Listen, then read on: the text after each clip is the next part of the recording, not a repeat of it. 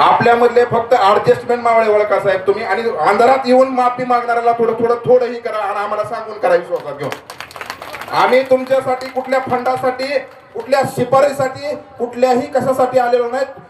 तुम्ही ज्या दिवशी सांगितलं साहेब मुळी टाकेपर्यंत अजित तू इथं थांब, बाकीचं काहीच करू नको, मी कंटिन्यू मी इथं तुम्ही सांगितल्याप्रमाणे जी जबाबदारी तुम्ही दिली मला आतापर्यंत, जी जबाबदारी दिली तुम्ही मला, ती तुम्हाला आणि मलाच माहित आहे. आणि काही लोक जी फितूर चालीची लोक आहेत ती थोडे ओळखा साहेब तुम्ही, ती माझी नाही सगळ्याची येत आहे.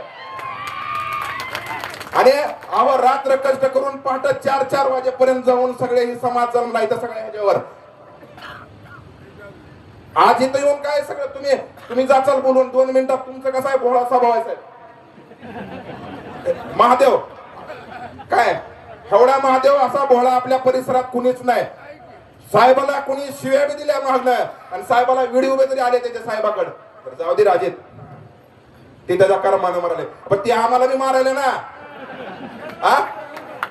आम्हाला पण मारायले ना.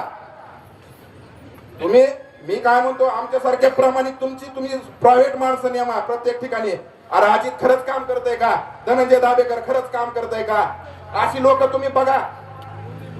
आणि काय लोकांना लयच पुन्हा सावंत तू सावंताचा माणूस आहे. अरे सावंत साहेब काय MIM किंवा बहुजन वंचित पार्टीत नाही, शिवसेनेमध्ये आहेत.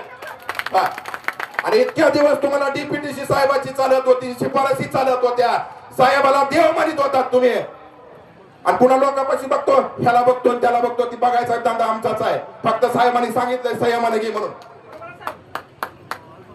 बोलत असताना मला जास्त काय बोलायचं नाही.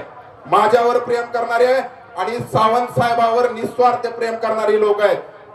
ही सगळी जेवढी जनता आली आहे इथं, आज धाराशिव कळंब असेल, तुळजापूर असेल, एक शब्दावर एवढी लोक आपल्यासाठी इथं आले. सर्वांचे मनापासून परत एकदा आभार मानतो. आणि साहेब मी म्हणलेली व्यथा थोडी तरी मनावर घेणार आहेत का नाही तुम्ही सांगा मला, आज माईकवर सांगा.